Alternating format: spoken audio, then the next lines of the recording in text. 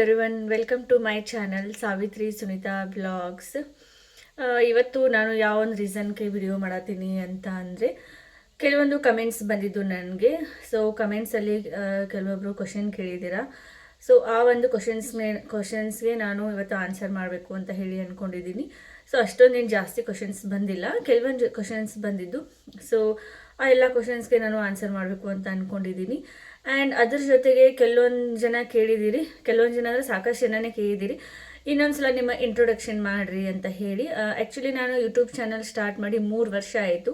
So 3 ವರ್ಷದ ಅದು YouTube ಚಾನಲ್ನ ಸ್ಟಾರ್ಟ್ ಮಾಡಿದಾದ್ಮೇಲೆ ಇವಾಗ ನನ್ನ ಚಾನಲ್ ಗ್ರೋ ಆಗತೈತಿ. ಸೊ ಇವಾಗ ನನಗೆ ಎಲ್ಲರೂ ಕ್ವಶನ್ ಮಾಡಿ ಕೇಳತ್ತೀರಿ, ಕಮೆಂಟ್ ಮಾಡಿ ಸ್ವಲ್ಪ ನಿಮ್ಮ ಇಂಟ್ರೊಡಕ್ಷನ್ನ ಇನ್ನೊಂದ್ಸಲ ಮಾಡ್ಕೊಳ್ಳಿ ಅಂತ ಹೇಳಿ. ಸೊ ಅದರ ಸಲುವಾಗಿ ನಾ ಇವತ್ತು ಮತ್ತೆ ವಿಡಿಯೋನ ಮಾಡತ್ತೀನಿ, ನನ್ನ ಒಂದು ಇಂಟ್ರೊಡಕ್ಷನನ್ನು ಮಾಡಬೇಕು ಅಂತ ಹೇಳಿ. ಫಸ್ಟ್ ಆಫ್ ಆಲ್ ಇಲ್ಲಿ ನನ್ನ ಚಾನಲ್ ಹೆಸರು ಸಾವಿತ್ರಿ ಸುನಿತಾ ಬ್ಲಾಗ್ಸ್ ಅಂತ ಹೇಳಿ. ಸೊ ಫಸ್ಟಿಗೆ ನನ್ನ ಚಾನಲ್ ಹೆಸರು ಏನಿತ್ತು, ಸಾವಿತ್ರಿ ಹಳ್ಳಿ ಸೊಗಡು ಅಂತ ಹೇಳಿತ್ತು. ಸೊ ಸಾವಿತ್ರಿ ಹಳ್ಳಿ ಸೊಗಡು ಅಂತಂದರೆ ಅಂದರೆ ಮುಂಚೆನೇ ಹೇಳಿದ್ದೀನಿ, 3 ವರ್ಷದಿಂದಾನೇ ನಾನು ಚಾನಲನ್ನು ಸ್ಟಾರ್ಟ್ ಮಾಡಿದ್ದೆ ಅಂತ ಹೇಳಿ.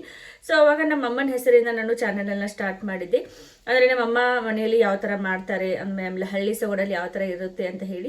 ನಾವು ಆ್ಯಕ್ಚುಲಿ ಇರೋದು ಹಳ್ಳಿಲಿ. ಸೊ ಹಳ್ಳಿಯಲ್ಲಿ ನಮ್ಮ ದಿನಚರಿ ಯಾವ ಥರ ಇರುತ್ತೆ, ನಾವು ಯಾವ ಥರ ಇರ್ತೀವಿ, ನಮ್ಮ ಅಮ್ಮನ ಡೇ ಟು ಆ್ಯಕ್ಟಿವಿಟೀಸ್ ಏನಿರುತ್ತೆ ಅಂತ ಹೇಳಿ ನಮ್ಮ ಅಮ್ಮನ ಹೆಸರಿಂದ, ಆಮೇಲೆ ನಮ್ಮ ಅಮ್ಮನೇ ನಾನು ಕಂಟೆಂಟನ್ನು ಯೂಸ್ ಮಾಡಿಕೊಂಡು ಸಾವಿತ್ರಿ ಹಳ್ಳಿ ಸೊಗಡು ಅಂತ ಹೇಳಿ ಯೂಟ್ಯೂಬ್ ಚಾನಲನ್ನು ಸ್ಟಾರ್ಟ್ ಮಾಡಿದ್ದೆ.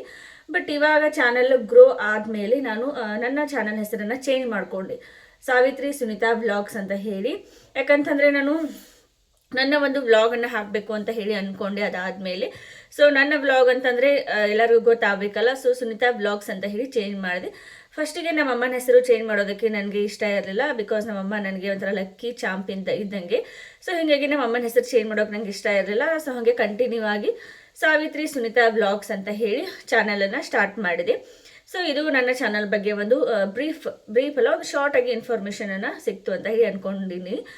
ಸೊ ನೆಕ್ಸ್ಟ್ ಇಲ್ಲಿ ಕ್ವಶನನ್ನು ಆನ್ಸರ್ ಮಾಡಬೇಕಾದ್ರೆ ಒಬ್ಬರು ಕ್ವಶನನ್ನು ಕೇಳಿದ್ರಿ, ಸಾವಿತ್ರಿ ಯಾರು, ಸುನಿತಾ ಯಾರು ಅಂತ ಹೇಳಿ. ಸೊ ಇಲ್ಲಿ ಸಾವಿತ್ರಿ ಅಂತಂದರೆ ನಮ್ಮಮ್ಮ, ಸುನಿತಾ ಅಂತಂದರೆ ನಾನು. ಸೊ ನಮ್ಮಮ್ಮನ ಚಾನಲು ಆಮೇಲೆ ನನ್ನ ಚಾನಲು ಎರಡೂ ನಾನು ಮಿಕ್ಸ್ ಮಾಡಿಕೊಂಡು, ಎರಡೂ ಕಂಟೆಂಟನ್ನು ಮಿಕ್ಸ್ ಮಾಡ್ಕೊಂಡು ಈ ಒಂದು ಚಾನಲನ್ನು ನಾನು ರನ್ ಮಾಡತ್ತೀನಿ. ಕೆಲವೊಂದು ಸಲ ನಮ್ಮ ಅಮ್ಮನದು ಕಂಟೆಂಟನ್ನು ಯೂಸ್ ಮಾಡ್ಕೊಂಡು ವಿಡಿಯೋಸ್ ಹಾಕ್ತೀನಿ, ಇನ್ನು ಕೆಲವೊಂದು ಸಲ ನನ್ನ ಒಂದು ಕಂಟೆಂಟನ್ನು ಯೂಸ್ ಮಾಡ್ಕೊಂಡು ವಿಡಿಯೋನ ಹಾಕ್ತಿರ್ತೀನಿ. ಸೊ ಹೀಗಾಗಿ ನಮ್ಮಮ್ಮನ ಹೆಸರು ಸಾವಿತ್ರಿ, ಸೊ ನನ್ನ ಹೆಸರು ಸುನಿತಾ. ಸೊ ಹೀಗಾಗಿ ಸಾವಿತ್ರಿ ಸುನಿತಾ ವ್ಲಾಗ್ಸ್ ಅಂತ ಮಾಡಿದ್ದೀನಿ. ಸೊ ಇವಾಗ ಗೊತ್ತಾಗಿರಬೇಕು ಅಂತ ಅಂದ್ಕೊಂಡಿದ್ದೀನಿ, ಸಾವಿತ್ರಿ ಯಾರು, ಸುನಿತಾ ಯಾರು ಅಂತ ಹೇಳಿ. ಆಮೇಲೆ ಕಮೆಂಟಲ್ಲಿ ಇನ್ನೊಂದು ಕ್ವಶನನ್ನು ಕೇಳಿದ್ರಿ, ಅದೇನಂತಂದರೆ ನೀವು ಎಲ್ಲಿರ್ತೀರಿ, ನಿಮ್ಮ ಫ್ರಾಮ್ ಯಾವುದು ಅಂತ ಹೇಳಿ. ಆ್ಯಕ್ಚುಲಿ ನಾನು ಇರೋದು ಹೈದರಾಬಾದಲ್ಲಿ, ನನ್ನ ಗಂಡನ ಮನೆ ಇರೋದು ಹೈದರಾಬಾದಲ್ಲಿ. ಸೊ ನಾನು, ನನ್ನ ಗಂಡ ಆಮೇಲೆ ನನ್ನ ಮಗ 3 ಜನ ನಾವು ಹೈದರಾಬಾದಲ್ಲಿ ಇರ್ತೀವಿ. ಆಮೇಲೆ ನನ್ನ ತವ್ರ ಮನೆ ಗುರ್ಲಾಪುರ್. ನಾನು ಇವಾಗ ಪ್ರೆಸೆಂಟ್ಲಿ ಇರೋದು ಗುರ್ಲಾಪುರಲ್ಲಿದ್ದೀನಿ, ಅಂದರೆ ತವ್ರ ಮನೆಯಲ್ಲಿದ್ದೀನಿ. ಆಮೇಲೆ ಕೆಲವೊಂದ್ಸಲ ಸತ್ತಿ ಊರಲ್ಲಿದ್ದರೂ ನಾನು ವಿಡಿಯೋಸನ್ನು ಹಾಕಿರ್ತೀನಿ. ಸತ್ತಿ ಊರು ಅದು ನನ್ನ ಗಂಡನ ಮನೆ, ಅಫಿಷಿಯಲಿ ಗಂಡನ ಮನೆ ಯಾವುದು, ನಂದು ಸತ್ತಿ ಊರು. ಬಟ್ ನಾನು ಇರೋದು ಹೈದರಾಬಾದಲ್ಲಿ, ನಾನು ನನ್ನ ಗಂಡ ಮಗ 3 ಜನ ಹೈದರಾಬಾದಲ್ಲಿ ಇರ್ತೀವಿ. ಬಟ್ ಇವಾಗ ಪ್ರೆಸೆಂಟ್ಲಿ ನಾನು ಗುರ್ಲಾಪುರಲ್ಲಿ ಇದ್ದೀನಿ, ಅಂದರೆ ತವ್ರ ಮನೇಲಿದ್ದೀನಿ.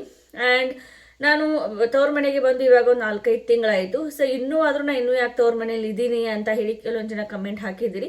ಸೊ ಅದೊಂದು ದೊಡ್ಡದೇ ಒಂದು ವಿಡಿಯೋ ಆಗುತ್ತೆ. ಸೊ ಹೀಗಾಗಿ ಅದನ್ನ ಇನ್ನೊಂದು ವಿಡಿಯೋದಲ್ಲಿ ಹಾಕ್ತೀನಿ, ನಾನು ಇನ್ನೂ ತವ್ರ ಮನೆಯಲ್ಲಿ ಯಾಕಿದ್ದೀನಿ ಅಂತ ಹೇಳಿ. ಆಮೇಲೆ ನಾನು ಗುರ್ಲಾಪುರಲ್ಲಿ ಇರುವಾಗ ನೀವು ತವ್ರ ಮನೆಯಲ್ಲಿ ಎಷ್ಟು ಜನ ಇದ್ದೀರಿ, ನಿಮ್ಮ ಮನೆಯಲ್ಲಿ ಎಷ್ಟು ಜನ ಇದ್ದೀರಿ ಅಂತ ಹೇಳಿ ನಂಗೆ ಕಮೆಂಟ್ ಹಾಕಿದ್ರಿ. ಆ್ಯಕ್ಚುಲಿ ನಮ್ಮದು ಇರೋದು ಜಾಯಿಂಟ್ ಫ್ಯಾಮಿಲಿ, ತವ್ರ ಮನೆಯಲ್ಲಿ ನಾವು ಜಾಯಿಂಟ್ ಫ್ಯಾಮಿಲಿಯಲ್ಲಿ ಇದ್ದೀವಿ. ನಮ್ಮ ಅಪ್ಪಾಜಿ ಮತ್ತು ನಮ್ಮ ಕಾಕ ಇಬ್ಬರು ಕೂಡಿ ಇರ್ತೀವಿ. ಸೊ ನಮ್ಮದು ಒಂಥರ ಒಂದು ಬಿಗ್ ಫ್ಯಾಮ್ಲಿನೇ ಇದೆ, ನಮ್ಮ ಮನೆಯಲ್ಲಿ 15 ಜನ ಇದ್ದೀವಿ.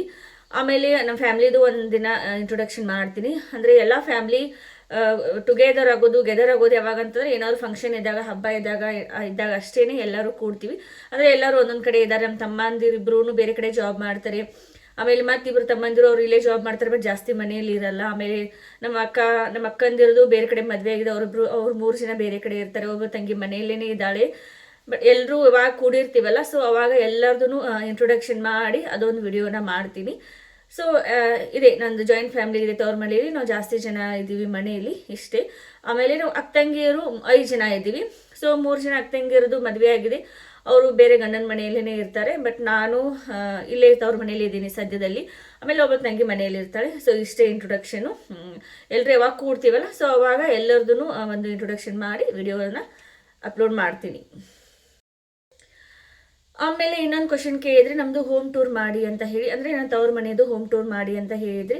ಸೊ ಇವಾಗ ನಂಗೆ ಸ್ವಲ್ಪ ಟೈಮ್ ಸಿಗ್ತಿಲ್ಲ, ಟೈಮ್ ಸಿಕ್ಕರೂ ವಿಡಿಯೋ ಮಾಡಿಕೊಡೋರು ಯಾರೂ ಇಲ್ಲ. ಸೊ ಹೀಗಾಗಿ ಸದ್ಯದಲ್ಲೇ ನಂದು ಹೋಮ್ ಟೂರನ್ನು ಅಪ್ಲೋಡ್ ಮಾಡ್ತೀನಿ. ಸೊ ಇದಾಗಿತ್ತು ನನ್ನ ಒಂದು ವ್ಲಾಗ್. ಆ್ಯಕ್ಚುಲಿ ಇದು ವ್ಲಾಗ್ ಅಲ್ಲ. ಜಾಸ್ತಿ ಜನ ಕಮೆಂಟಲ್ಲಿ ಕೇಳತ್ತಿದ್ರೆ ನಿಮ್ಮದು ಒಂದು ಇನ್ನೊಂದ್ಸಲ ಇಂಟ್ರೊಡಕ್ಷನ್ ಮಾಡಿರಿ ಅಂತ ಹೇಳಿ. ಸೊ ಅದಕ್ಕಾಗಿ ನಾನು ಇಂಟ್ರೊಡಕ್ಷನ್ದು ಒಂದು ವ್ಲಾಗನ್ನು ಇಲ್ಲಿ ಅಪ್ಲೋಡ್ ಮಾಡತ್ತೀನಿ. ಸೊ ಇದೇ ಥರನೇ ನನ್ನ ಒಂದು ಚಾನಲ್ಗೆ ನಿಮ್ಮದು ಸಪೋರ್ಟ್ ಇರಲಿ. ಇದೇ ಥರನೇ ನನ್ನ ಚಾನಲನ್ನು ನೋಡ್ಕೊತಾ ಇರಿ. ಒಳ್ಳೆ ಒಳ್ಳೆ ಕಂಟೆಂಟನ್ನು ನಾನು ಹಾಕ್ತಾ ಇರ್ತೀನಿ. So thank you so much for watching my YouTube channel. Thank you.